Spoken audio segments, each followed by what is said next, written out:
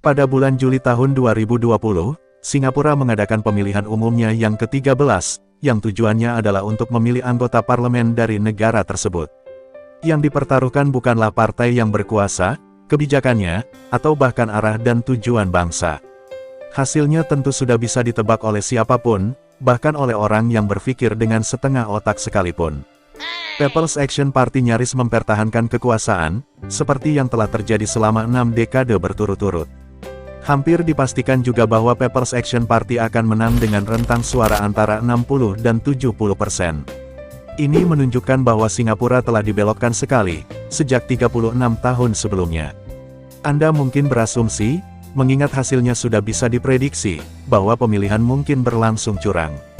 Tapi, Anda salah. Tidak seperti negara tetangganya di Asia Tenggara, Laos dan Vietnam, pemilu di Singapura tentunya bebas dari intimidasi ataupun gangguan.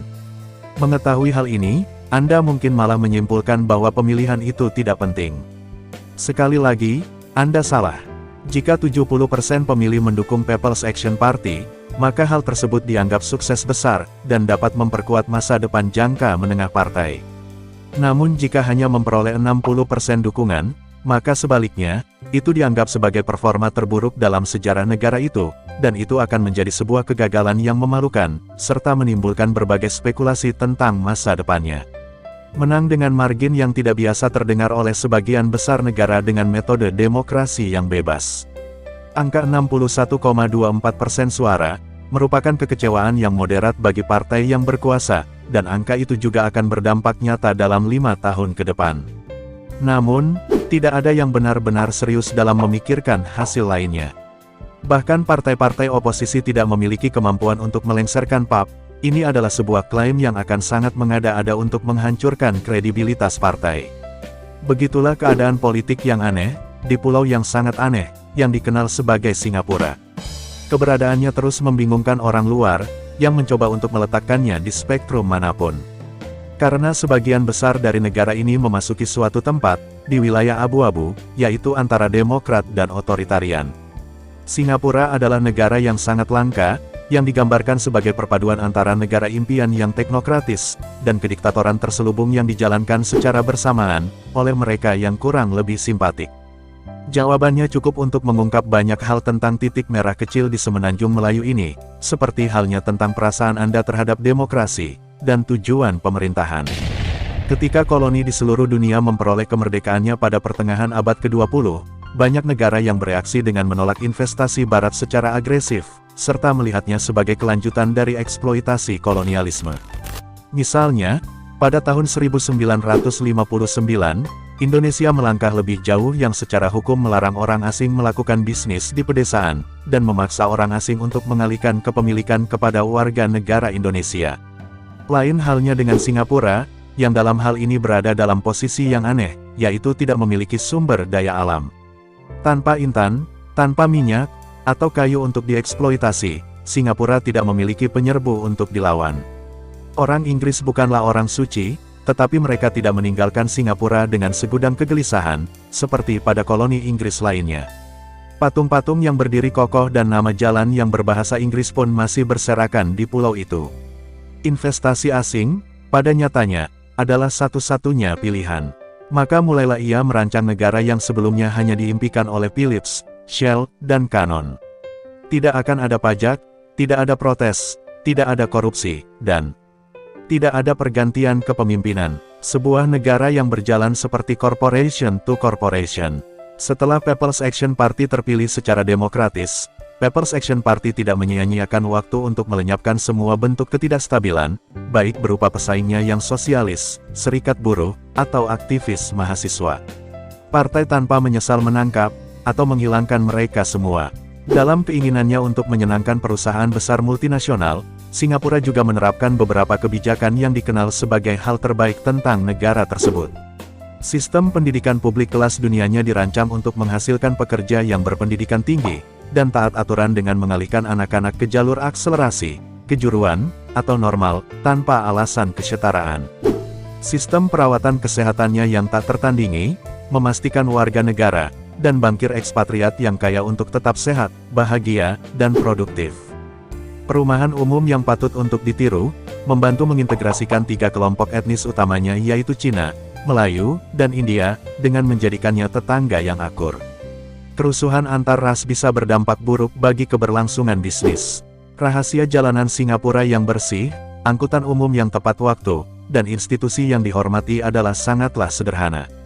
Yaitu ketika Anda memiliki kekuasaan yang nyaris tanpa gangguan selama 6 dekade, tidak ada akuntabilitas, dan tidak ada perlawanan untuk memperlambat segalanya, itu berarti Anda benar-benar dapat menyelesaikan pekerjaan tepat waktu. Kecenderungan anti-demokrasi Singapura bukanlah hal yang aneh di dunia, juga tidak secara khusus mengerikan apabila dibandingkan. Namun, tujuan mereka adalah untuk mendukung pertumbuhan ekonomi yang cepat.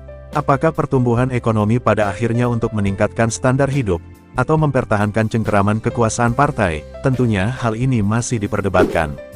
Hal yang sangat penting dan tidak bisa dibantah adalah bahwa Singapura yang sekarang telah mencapai pertumbuhan ekonomi yang luar biasa hebat. Dengan PDB per kapita yang sama dengan Amerika Serikat, Denmark, dan Qatar, Singapura kini menjadi salah satu tempat terkaya, paling makmur, dan nyaman untuk ditinggali di muka bumi. Namun PAP telah menolak demokrasi. Singapura juga disebut sebagai negara dengan demokrasi yang tipis, prosedural, hampa, proksi, atau birokratis, serta negara otoriter yang kompetitif karena pemilihannya benar-benar bebas, tetapi tidak adil. Selain keuntungan petahana yang normal dengan mengeluarkan kebijakan populer sebelum pemilihan dan memanggilnya pada waktu yang paling nyaman, itu juga menggunakan berbagai alat untuk merugikan oposisi. Sebagai permulaan, persiapan dapat dimulai setelah diadakan pemilihan. Meski begitu, politisi tidak bisa benar-benar berkampanye. Sejak 1968, periode kampanye resmi berlangsung tidak lebih dari 11 hari, memberikan waktu kurang dari 2 minggu kepada oposisi untuk mengajukan visi misi mereka kepada para pemilih.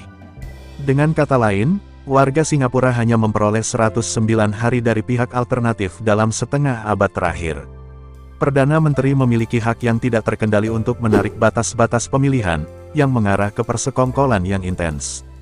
Pada tahun 2020, beberapa distrik hanya memiliki 19.000 pemilih, sementara yang lain hampir 2 kali lipat dari jumlah tersebut. Satu lingkungan secara mencurigakan telah dipindahkan antara 4 distrik berbeda dari tahun 1988 hingga 2011. Dan pada tahun 2020, PAP membubarkan 3 distrik dari pemilu 2015, lihat apakah Anda dapat menemukan kesamaan di antara mereka. Bukan itu saja, Perdana Menteri dapat mengubah batas kapanpun dia mau, artinya oposisi mungkin bahkan tidak tahu daerah pemilihan mana yang mereka lawan sampai menit terakhir. Pada tahun 2001, distrik diumumkan 1 hari sebelum pemilihan diadakan, yang berlangsung 16 hari kemudian. Ketika semua hal itu tidak cukup, pria berbaju putih menggunakan tuntutan hukum yang baik. Daftar panjang politisi, penulis, dan aktivis oposisi telah dituntut karena pencemaran nama baik. Seorang blogger diperintahkan untuk membayar ganti rugi kepada Perdana Menteri sebesar $100.000 Amerika, karena membagikan tautan ke sebuah artikel di Facebook tanpa komentar. Tidak ada yang di atas hukum. New York Times, Wall Street Journal, Bloomberg, dan ekonom dapat membantu menjelaskan mengapa Anda mengenal negara ini sebagai resor yang dikelola secara efisien, daripada rezim yang otoriter. Akhirnya, ia memberikan posisi token kepada partai-partai oposisi, mewajibkan beberapa distrik untuk dipilih dalam kelompok-kelompok, yang menguntungkan partai-partai besar, dan di masa lalu telah menggunakan penghasutan yang didefinisikan secara luas dengan tujuan untuk menangkap para pembangkang. Singkatnya, partai yang berkuasa memutuskan kapan, di mana, dan bagaimana pemilu berlangsung. Itu disinyalir dapat menangkap, atau membuat bangkrut siapapun yang diinginkannya. Jelasnya, partai tidak lepas dari konsekuensi. Seorang menteri luar negeri yang sangat terkemuka kalah dalam pemilihannya pada tahun 2011, misalnya. Tapi itu bekerja sangat keras untuk memastikan hal itu tidak pernah terjadi. Anda mungkin bertanya-tanya, mengapa warga Singapura menerima kurangnya akuntabilitas demokrasi? Tapi pertanyaan yang mungkin lebih baik, bisakah mereka menyetujui aturan PAP yang begitu terisolasi dari pilihan alternatif? Protes adalah upaya yang ilegal, kecuali jika itu disetujui sebelumnya oleh pemerintah, dan undang-undangnya yang diterapkan sejak masa kolonial, telah digunakan untuk membungkam berbagai kritikan. Pada 2017, protes diam-diam diadakan di angkutan umum. Para aktivis didakwa dengan tuduhan vandalisme, yaitu kejahatan yang dapat dihukum hingga 3 tahun penjara, dan 8 pukulan tongkat, karena ketahuan menempelkan selembar kertas ke dinding. Baru-baru ini, seorang pria didakwa karena berpartisipasi dalam pertemuan ilegal, yaitu karena dia sendirian memegang selembar karton dengan wajah tersenyum di depan umum. Penyensoran juga meluas ke media. Pemerintah memiliki kekuatan untuk memasang direktur, atau editor pilihannya ke surat kabar manapun. Pemerintah juga dapat dengan mudah mencabut izin media dari siapapun yang tidak cukup kooperatif. Semua outlet tradisional, termasuk The Straits Times, karena itu adalah cermin dari pemerintahan. Penggunaan internet awalnya memberi jalan baru kepada oposisi untuk menjangkau pemilih, PAP baru-baru ini mulai menggunakan Facebook juga. Perlindungan dari kepalsuan, dan manipulasi online alias berita palsu.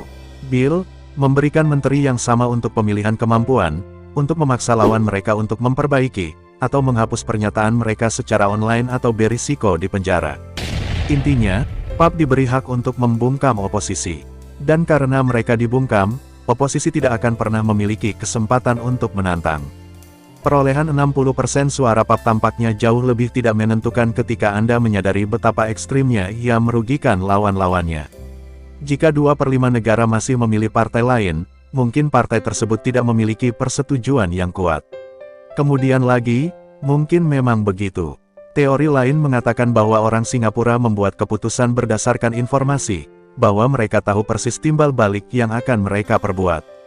Dalam sebuah survei, 64% responden menyatakan bahwa mereka menganggap pembangunan ekonomi lebih penting daripada demokrasi.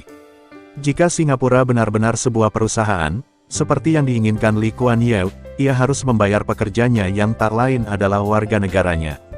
Dengan upah yang kompetitif, atau berisiko kehilangan mereka karena pesaing. Hubungan tersebut memang tampak transaksional. Warga ingin segalanya membaik, sekolah menjadi lebih baik, perawatan kesehatan menjadi lebih murah, dan seterusnya. Sementara itu, partai hanya mencari legitimasi. Kemenangan secara elektoral tidak hanya sekedar menentukan, tetapi juga menandakan bahwa partai tersebut berhak untuk memerintah. Dan jika tujuan pemilihan hanya untuk mengukur besar kecilnya dukungan, maka memiliki oposisi bukanlah masalah yang besar. Di mata partai, hanya satu angka yang relevan, yaitu jumlah suara yang diperolehnya dalam pemilihan. Perdana Menteri saat ini mengungkapkan pandangan yang sebenarnya tentang demokrasi, ketika dia mengkritik para pemilih yang mendukung oposisi sebagai pengendara bebas. Dalam pandangannya, tidak memilih PAP sama dengan tidak masuk kerja sambil menunggu gaji. Hal ini diperjelas pada tahun 2015, ketika pemerintah mengumumkan akan memberikan prioritas kepada pemilih PAP dalam upaya melakukan pemeliharaan perumahan rakyat. Setelah dibuat frustrasi oleh pemilih oposisi, partai tersebut akhirnya mengabaikan keadilan. Mungkin karena menganggap para pemilih memberikan petunjuk yang terlalu bodoh, yang akhirnya melibatkan jual beli sederhana, yaitu pilih kami, dan kami akan memperbaiki elevator, dan pipa Anda lebih cepat. Dalam satu survei, 82% warga Singapura mengatakan mereka puas dengan cara kerja demokrasi di negara itu, namun 61% warganya yang memilih PAP pada tahun 2020. Salah satu cara untuk menginterpretasikan angka-angka ini adalah, bahwa para pemilih pada umumnya puas dengan kesepakatan yang mereka miliki dengan PAP, tetapi juga ingin mengirimkan pesan. Mereka tidak menginginkan pergantian kepemimpinan, tetapi mereka juga tidak ingin menulis cek kosong secara cuma-cuma. Menyadari bahwa hasil pemilu itu terjamin, mereka justru dapat memperlakukan suara mereka sebagai bentuk protes yang sopan. PAP, dengan agak lucu, menyatakan ini sebagai perilaku pemilih yang tidak rasional, tetapi sebenarnya, mereka tidak bisa menyalahkan siapapun kecuali diri mereka sendiri. Dengan mengubah pemilu tidak lebih dari jajak pendapat, mereka memungkinkan warga Singapura untuk mengingatkan pemerintah tentang pengaruh mereka, tanpa menghadapi konsekuensi. Mereka memilih bukan berdasarkan siapa yang mereka inginkan berkuasa, tetapi pesan apa yang ingin mereka kirim. Dengan pangsa suaranya yang cenderung menurun dari waktu ke waktu, People's Action Party menghadapi dilema, yaitu karena peluang dari apa yang disebutnya sebagai pemilihan aneh yang tampaknya semakin tidak masuk akal, ia memiliki dua pilihan untuk tetap berkuasa. Yang pertama adalah bahwa ia bisa terus melemahkan oposisi. Hal ini semakin mengaburkan batas antara partai dan negara itu sendiri. Dinasti keluarga Lee yang merupakan ayah dan anak telah memerintah Singapura selama 48 dari 62 tahun, atau 77% dari keberadaannya. Jumlah gedung, penghargaan, dan sekolah dinamai untuk menghormati mereka dan sepertinya akan membuat Kim Il-sung cemburu. Ini juga menciptakan krisis mentalitas, untuk melanggengkan kekuasaan, bahwa Singapura adalah negara baru atau rapuh, dan oleh karena itu membutuhkan pemimpin yang kuat dan berpengalaman. Entah bagaimana setiap satu dari 60 tahun terakhir telah begitu kacau, sehingga membutuhkan represi dalam berapa tahun ke depan. Ironisnya, cara kedua PAP untuk tetap berkuasa adalah dengan melakukan yang sebaliknya, yaitu demokratisasi. Kedengarannya berlawanan dengan intuisi, jelas bahwa sebagian besar pemilih menyukai PAP, dan meragukan alternatifnya. Tetapi karena oposisi sangat dirugikan, para pemilih dapat menilai mereka berdasarkan kurva, memberi mereka lebih banyak pujian daripada yang seharusnya mereka terima. Jika pemilu adil, warga kemungkinan akan memilih secara adil juga. Memperkenalkan reformasi yang demokratis juga dapat menjunjung tinggi rasa hormat. Mewujudkan pertumbuhan ekonomi adalah sumber legitimasi yang cukup melemahkan. Dengan ekonomi yang terkait erat dengan ekonomi dunia, ia mudah gagal mewujudkannya bukan karena kesalahannya sendiri. Jika sebaliknya melakukan hal yang benar, dan memaksakan batasan pada dirinya sendiri, dukungannya akan jauh lebih tahan lama. Yaitu dengan memperlakukan mereka secara lebih murah hati, Singapore Incorporated mungkin memiliki pekerja yang lebih loyal. Apa itu benar-benar penting? Anda mungkin bertanya. Jika PAP mendemokratisasi tetapi tetap berkuasa, hasil akhirnya sama, tetapi argumen seperti itu mengabaikan salah satu manfaat terbesar dari demokrasi. Ketika orang mendengar tentang Singapura, mereka sering mengalami pola duka yang sama, tidak dapat atau tidak mau percaya perumahan, perawatan kesehatan, atau pendidikan adalah masalah sederhana yang dapat dipecahkan. Mereka menemukan alasan mengapa Singapura berbeda, itu bagus, kata mereka, akan tetapi sistem itu bisa berfungsi karena Singapura adalah negara yang kecil, kosmopolitan, Konfusius, dan lain-lain. Ketika mereka mengetahui satu-satunya hal yang menghentikan kebijakan ini diekspor ke pembahasan politik, mereka lantas mencari alasan lain untuk menolaknya. Ini menunjukkan bahwa Singapura masih mempraktikkan hukuman cambuk. Larangan mengunyah permen karet, tapi jangan lupa, soda juga terlarang jika berada di New York. Dengan berfokus pada hal-hal yang kedengarannya lucu dan aneh, yaitu larangan mengunyah permen karet, atau denda besar karena membuang sampah sembarangan, Singapura telah kehilangan masalah yang sebenarnya sepele. Kurangnya akuntabilitas memungkinkan People's Action Party untuk menerapkan kebijakan yang efektif, efisien, dan patut ditiru. Tetapi itu juga datang dengan biaya yang tidak murah. Dengan mengambil jalan pintas otoriter, Singapura melakukan pertaruhan besar-besaran, yang kebetulan terbayar, tapi juga bisa runtuh kapanpun juga. Jika partai atau politisi yang kurang baik ingin memenangkan kekuasaan, berarti ia harus tahu kerusakan permanen dan mematikan, seperti apa yang dapat dilakukannya terhadap negara. Tidak ada cara mudah untuk mengeluarkan PAP dari kekuasaan. Sejarah telah mengajarkan kita, dan mengharapkan People's Action Party akan mengambil jalan sebelumnya, yaitu beralih ke nasionalisme dan menghancurkan oposisi sampai tidak ada yang tersisa. Tapi Singapura bukanlah negara biasa. Kita semua tentunya berharap itu juga tidak biasa dalam hal ini.